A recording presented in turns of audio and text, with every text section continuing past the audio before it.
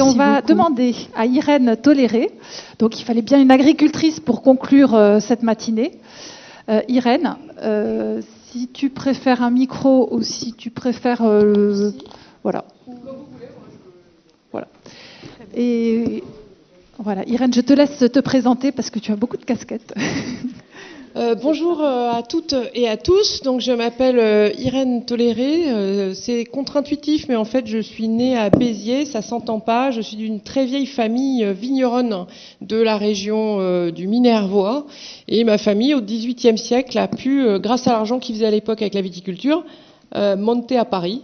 Et on a fait des études et on a toujours gardé cette exploitation. On a fait partie des créateurs des premières coopératives quand il y a eu la Première Guerre mondiale, puisqu'il n'y avait plus personne pour travailler dans les vignes.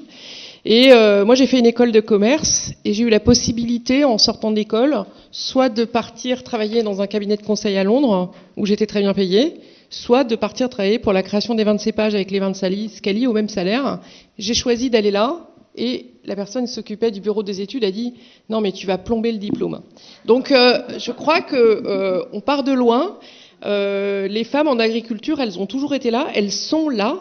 L'Afrique ne fonctionne que parce qu'on a des réseaux de femmes qui s'occupent de la petite agriculture. Donc, je suis venue dans le sud. Je m'occupais du commercial. Je trouvais qu'il y avait un winemaker bien joli, je l'ai épousé. Et derrière, nous avons... faire des échantillons, ça provoque des discussions. Et donc j'avais pas de formation agricole, mais j'avais par contre... je dis que mon sang est rouge comme la couleur du Midi rouge, et je le revendique. Et donc, on a acheté un domaine en Pic Saint-Loup grâce au Crédit Agricole, et pas du tout nos finances. Et derrière, j'ai été élue locale et j'ai développé un fonds pour la ruralité que vous connaissez peut-être, qui s'appelle Leader sur le territoire. Et j'ai pu devenir députée européenne maire de mon village. La première personne qui m'a félicité lors de mon élection, c'était Jacques Gravejal, puisque j'ai piqué la mairie à son frère, qui l'aimait donc pas trop. Et derrière, j'ai pu faire des choses avec le Fonds européen sur le territoire du Grand Pic Saint-Loup, être engagée pour défendre le projet européen du président Macron, et donc être 13e sur la liste Renaissance. Et donc j'ai été parlementaire européen, mais j'ai arrêté mi-juillet. Et d'ailleurs, j'ai aussi arrêté par rapport à des sujets dont on a parlé et sur lesquels je vais revenir. Au Parlement européen, je siégeais dans 3 commissions. Donc la commission agriculture, où j'ai travaillé notamment sur la viticulture, mais pas que, sur tous les textes européens. J'étais dans la commission femmes, qui était pas a priori la commission qui était la plus demandée au Parlement européen sous prétexte qu'elle n'avait pas de texte législatif. On l'a changé, on a fait une directive sur les violences faites aux femmes. Et j'ai notamment été rapporteur pour ce que l'on appelle le gender mainstreaming, qui est donc l'égalité. Quand on a récupéré le dossier, c'était l'égalité au sein du Parlement européen. Mais comme dans le Parlement européen, on est co-législateur des politiques européennes, et ben nous, on a rajouté un volet sur égalité dans toutes les politiques publiques européennes, qui repose en gros sur 5 thèmes qui ont été abordés. Donc d'avoir des données, parce que sans données, on est nulle part. On l'entend quand on parle du nombre de jeunes filles qui sont dans les formations agricoles. Après, le nombre de femmes qui sont exploitantes agricoles et leur âge, c'est un problème européen, en fait. On n'a pas suffisamment de place pour les femmes, et même si j'entends que tout le monde fait bien son taf et prend le truc en main, il faut qu'on aille plus loin. Et à ce titre-là, je peux témoigner que l'index égalité, puisqu'on l'a mis en place au sein du Parlement européen, ça marche super bien. C'est-à-dire que quand vous avez... alors que le Parlement européen est censé respecter la loi qu'il produit, et donc vous êtes censé avoir 40 femmes dans les postes à haut niveau et que vous en avez moins de 20%, et ben derrière, quand on a le chiffre, on peut poser au directeur du personnel du Parlement européen 20%, on est d'accord que c'est pas bon. On reprend le chiffre dans 6 mois. il est toujours avec son 20%, et donc le coup d'après, il change les choses.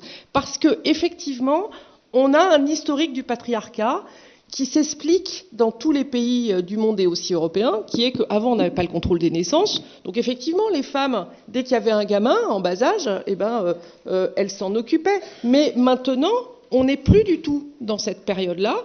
Et ça va même plus loin, quand on voit la désertification rurale, le fait de pouvoir avoir un écosystème favorable à ce que des jeunes se réinstallent en milieux ruraux, ça ne se fera pas sans les femmes. Et donc, si on a un potentiel de femmes diplômées, faisons en sorte je viens de la région du rugby, que ce ballon, on le transforme, on le plante entre les deux poteaux et après on le transforme. Ça veut dire que nous, au Parlement européen, on a eu une audition spécifique sur les leviers que pouvait apporter la féminisation de notre agriculture, et c'est positif, c'est de l'économie en plus. On n'arrête pas de parler du renouvellement générationnel, et bien ce renouvellement générationnel, il peut aussi être un renouvellement de genre. Donc moi, par rapport à ce que j'ai entendu, aujourd'hui, tous les pays européens ont les mêmes problèmes.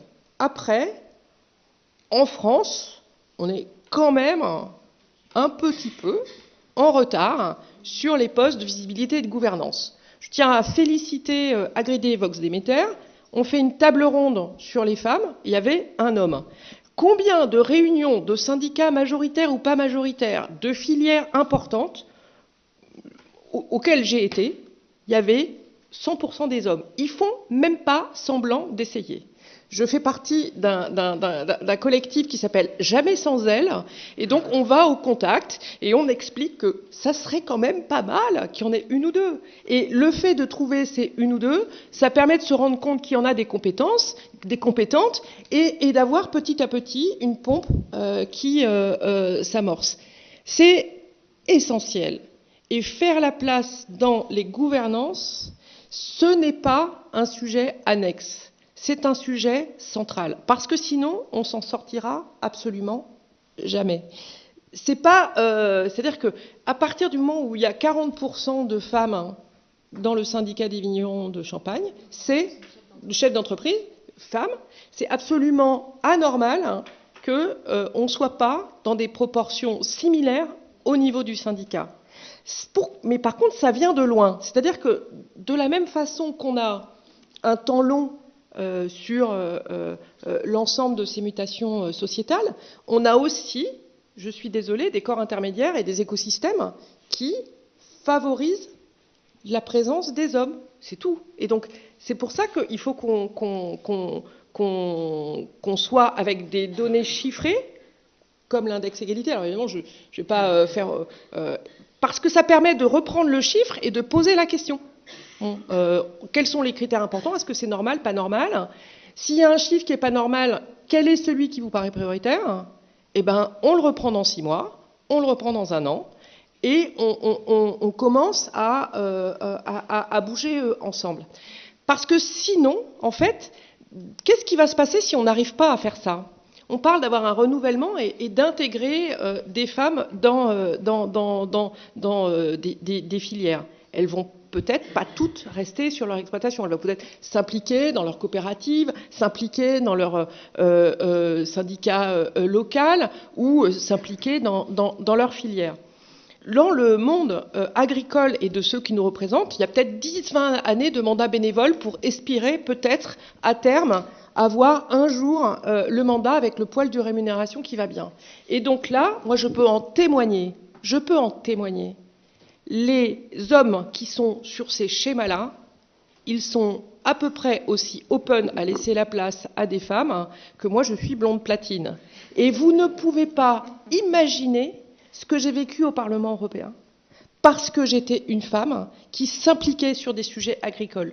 Vous ne pouvez pas imaginer, j'ai découvert ce qu'était le harcèlement moral, je n'en avais aucune idée auparavant. Et pourtant, j'avais fait toute ma carrière professionnelle dans le monde coopératif agricole et j'avais eu 0 problème. Et donc, c'est très important que tout le monde se dise, si on veut arriver à intégrer ces nouvelles personnes et profiter de tout ce qu'elles peuvent nous apporter dans nos milieux agricoles, mais aussi dans nos milieux ruraux, parce que la revendication d'avoir des crèches, des formats de crèches innovantes, le fait d'avoir des outils au niveau de la formation, au niveau de l'installation, eh bien, c'est essentiel. Le monde a changé. Aujourd'hui, on vit plus comme avant. Donc on veut avoir la même vie, ou une vie peut-être plus au grand air, mais avec les mêmes services dans un village. Et si le village, il n'y a plus d'activité agricole parce qu'on n'arrive plus à installer des couples, eh ben, ça ne va pas fonctionner. Donc, en conclusion, moi, je dis vraiment un big up au travail que vous avez fait, au témoignage que vous avez toutes porté, toutes et tous porté. Et je crois qu'il faut qu'on continue et qu'on ne se dise pas que c'est une fois par an. Donc, déjà, il faudrait qu'on se revoie dans 6 mois. Et qu'on reprend le truc et qu'on se dit, bon ben, quel est le truc prioritaire qu'on met, et on le fait avancer. Et voilà, j'espère que j'ai à peu près conclu sur l'ensemble des choses que j'ai entendues. Et bravo à toutes et à tous, et merci. Merci.